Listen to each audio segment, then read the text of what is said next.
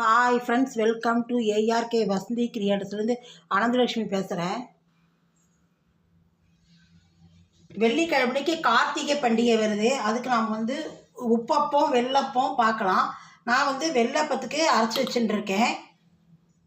அரைச்சி 5 மணி நேரம் நல்லா வச்சுட்டுருக்கேன். அரைச்சி 5 மணி நேரம் ஆச்சு. இதுலேயே தேங்காய் எல்லாம் போட்டு அரைச்சுட்டேன்.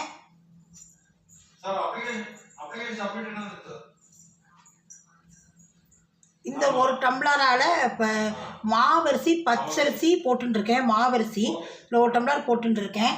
அதுக்கு 2 இந்த கரண்டியால் 2 இது சின்ன குழிக்கரண்டி ஸ்பூன் தான் இது டேபிள் ஸ்பூன். இதில் நான் 2 கரண்டி இது போட்டுருக்கேன். கோதுமை மாவு போட்டு அரைச்சிட்டுருக்கேன்.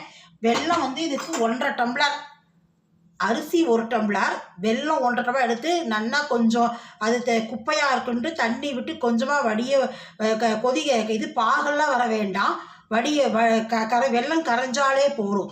வெல்லம் கரைச்சி எடுத்து அதை அரிசியில் விட்டு அரைச்சிட்டுருக்கேன். ஒரு அரை வாழைப்பழம் ஒரு பழம் போட்டுருக்கேன். சின்னதாக ஒரு பழம், இவ்வளோ பெருசு ஒரு விரல் அளவுக்கு சின்னதாக ஒரு பழம் போட்டுருக்கேன். அப்புறம் 2 ஸ்பூன் கோதுமை போட்டு பச்சரிசியை ஊற வச்சு அரைச்சிருக்கேன். அதே ஏலக்காயும் போட்டு அரைச்சிட்டேன். இப்போ அப்பக்காரல் போட்டுருக்கேன். இது எண்ணெயிலையும் விடலாம், அப்பக்காரல்லையும் விடலாம். நான் அப்பக்காரல் போட்டுருக்கேன்.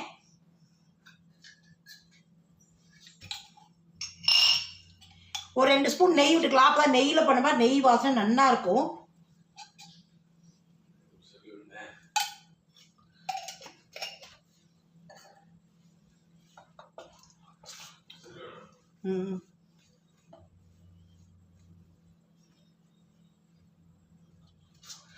நல்லா கலந்துக்கலாம். நெய் 2 ஸ்பூன் விட்டுருக்கேன்.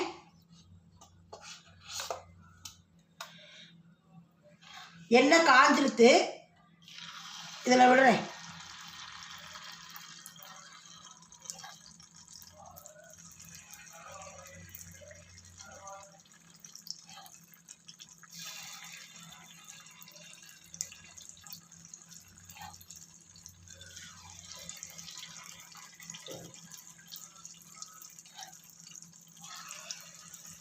நான் இதே தேங்காய் அரைச்சிட்டேன். உங்களுக்கு வேணும்னா தேங்காய் நீங்கள் பல்லாக கீறி போட்டு அதில் இது விட்டுக்கலாம். அது நெய்யில் வறுத்து போட்டுக்கலாம். நான் அப்படியே போட்டே அரைச்சிட்டேன். துருவலாகவே வேகட்டும். திருப்பலாம். இதோ பாருங்க, வெள்ளப்பம் ஆயிடுத்து. இதே மாதிரி உப்பப்பத்துக்கு அரைச்சி வச்சுட்டுருக்கேன். இது அதே 1 டம்ளர், அதே மாவரிசி பச்சரிசி 1 டம்ளர் போட்டுருக்கேன். இதில் 1/2 டம்ளர் கடலைப்பருப்பு, 1/2 டம்ளர் துவரம்பருப்பு போட்டுருக்கேன். வரமிளகா ஒரு 6 போட்டுருக்கேன். பச்சை மிளகா 2 போட்டுருக்கேன். இதுலேயே கருவேப்பிலை, கொத்தமல்லி, உப்பு எல்லாம் போட்டு அரைச்சிருக்கேன்.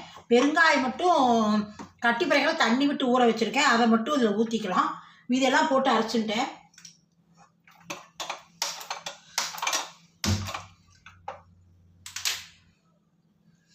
அதே அப்பக்காரிலே விட்டுடலாம். நம்ம எண்ணெயிலே விட்டுக்கலாம். எண்ணெயில் தான் விடும், நல்லாயிருக்கும். சரி, நான் அப்பக்காரில் விட்டுன்ட்டேன். எண்ணெயிலையும் விட்டுக்கலாம். எண்ணெயில் விட்டால் நல்லா பெருசு பெருசாக வரும், அகலமாக வரும். இது நமக்கு குட்டி குட்டியாக பாலாக வந்திருக்கு. அதுதான் கொஞ்சோண்டு இதுக்கு பெருங்காயம் தண்ணியில் ஊற வச்சுருக்கேன். கட்டி பெருங்காயத்தை இதில் விட்டுடுறேன்.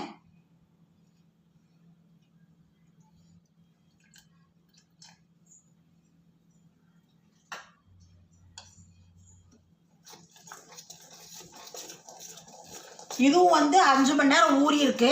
அப்போ தான் நல்லா கட்டி ஒரு மாதிரி ஹார்டாக இருக்கும். நமக்கு சாப்பிடவே முடியாத ஹார்டாக இருக்கும். அதனால் இது நம்ம 5 மணி நேரம் அரைச்சி ஊற வச்சிடணும். அப்போமா தான் நமக்கு சரியாக இருக்கும் சாப்பிட்றதுக்கு.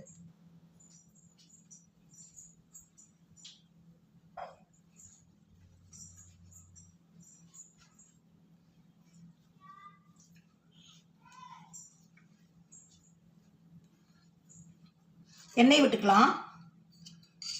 இதில் 2 ஸ்பூன் நெய் விட்டுடுறேன். நெய்யில் பண்ண மாதிரியே வாசனையாக இருக்கும்.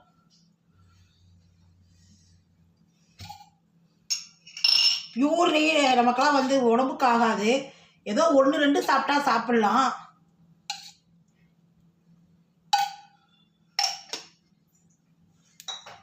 இதுலேயும் தேங்காயும் போட்டு அரைச்சிட்டேன், சொல்ல பாருட்டேன். தேங்காயும் போட்டு அரைச்சிட்டேன். நான் வந்து பல்லுப்பெல்லாம் கீறி போடல. நீங்கள் போட விருப்பப்பட்டால் இதில், ஆனால் இதில் வந்து நீங்கள் உப்பப்பத்துக்கு வந்து தேங்காய் துருவி தான் போட்டால் நல்லாயிருக்கும். வெள்ளைப்பத்துக்காண்டி நீங்கள் பல்லுப்பெல்லாம் கீறி அதை வந்து நெய்யில் வறுத்து போட்டுக்கலாம். இதோ பாருங்க, இப்படி இருந்தால் தான் சரியாக இருக்கும். இல்லாட்டி தோசை மாவு மாதிரி இருந்தால் உங்களுக்கு வழிஞ்சிரும். இதில் விட்டுக்கலாம். எண்ணெய் விடவே இல்லையா? சாரி, எண்ணெயே விடலை.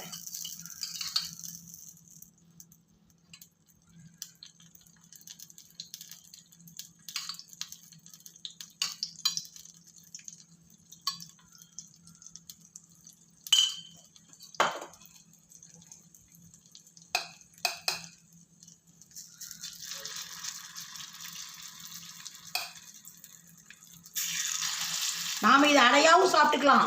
உங்களுக்கு எண்ணெயே உடம்புக்கு ஆகாது. இன்னும் ஒரு ஆசைக்கு ஒரு ஆளுக்கு 4 நாள் எடுத்துட்டு ஆற்றுல மீதி எல்லோரும் வந்து நம்ம அடையாக வாற்றி ராத்திரி டிஃபனுக்கு கூட அடையாவே சாப்பிட்டுக்கலாம்.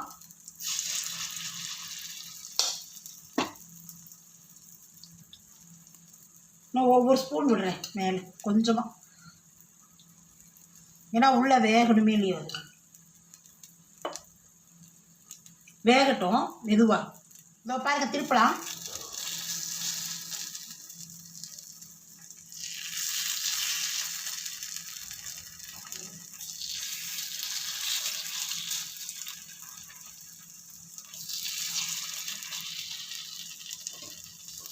இது கொஞ்சம் அதில் ஓரமாக இருக்கிறதுனால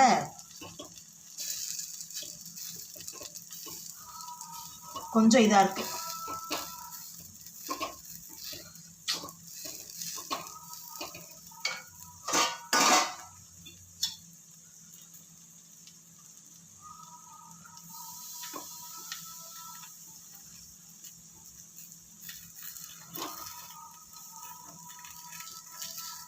இது ஓரமாக இருக்கிறதால கொஞ்சம் வேக லேட்டாகுது.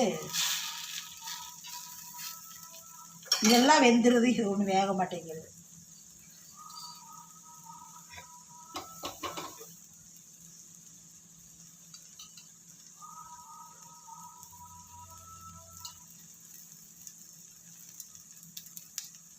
ஏன்னா அது உப்பப்பனால நம்ம வந்து கொஞ்சம் எண்ணெய் விடுறோம், ஏன்னா ரொம்ப இதாக இருக்கும். அதனால்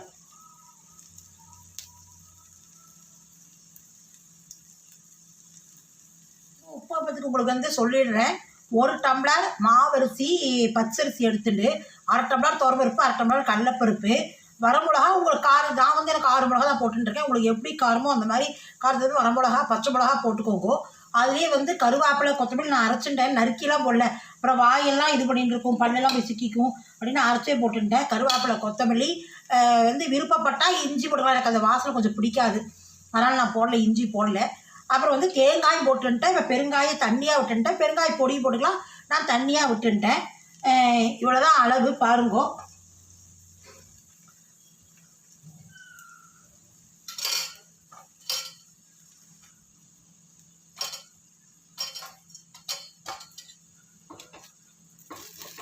இது ஓரமாக இருக்கிறனால இது வேகவே மாட்டேங்குது, எரிச்சல் போடல.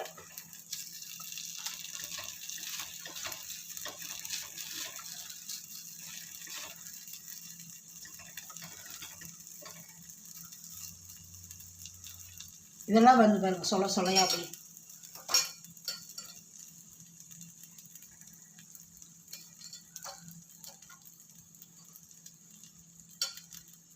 ஸ்பூனால தான் எடுக்க முடியுது.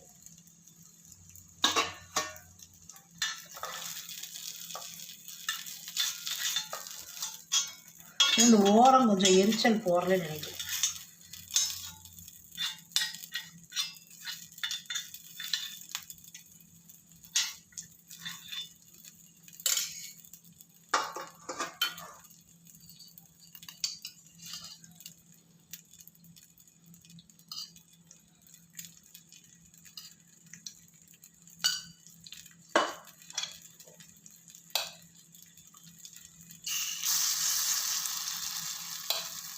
இப்படிதான் எங்கள் அம்மா பண்ணுவா.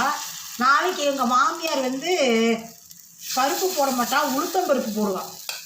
தோரம்பருப்பு கடலைப்பருப்பு போட மாட்டா. அதை நான் அப்புறம் பண்ணி காட்டுறேன். பச்சரிசியும் உளுத்தம்பருப்பும் போட்டு அவள் பச்சை மிளகாலாம் நறுக்கி போடுவா. அது வாயெல்லாம் அகப்படும். அப்புறம் நம்ம தெரியாத கடிச்சுட்டுருவோம். பசங்கள்லாம் குழந்தையெல்லாம் கடிச்சுடும், நாமளும் கடிச்சுட்டுருவோம். அதனால் வந்து நம்ம அரைச்சி போட்டுடலாம். நமக்கு எவ்வளோ காரம் தேவையோ அதை வந்து அரைச்சி போட்டுட்டு கருவாடு பக்கத்தோடய அரைச்சி போட்டு பண்ணிக்கலாம். அதை நான் அப்புறம் காட்டுறேன், நாளைக்கு காட்டுறேன். இதை பாருங்கோ, இது ஒன்று வேகலை இறக்கி. இது பாருங்க நன்னா வருது பாருங்க. உப்பப்பம் பாருங்கோ, வெள்ளப்பம் உப்பப்பம் பண்ணியிருக்கேன் பாருங்கோ. பிடிச்சிருந்தா லைக் பண்ணுங்க, ஃப்ரெண்ட்ஸ் அண்ட் ரிலேட்டிவ்ஸும் ஷேர் பண்ணுங்க. நெக்ஸ்ட் வீடியோவில் சந்திக்கலாம்.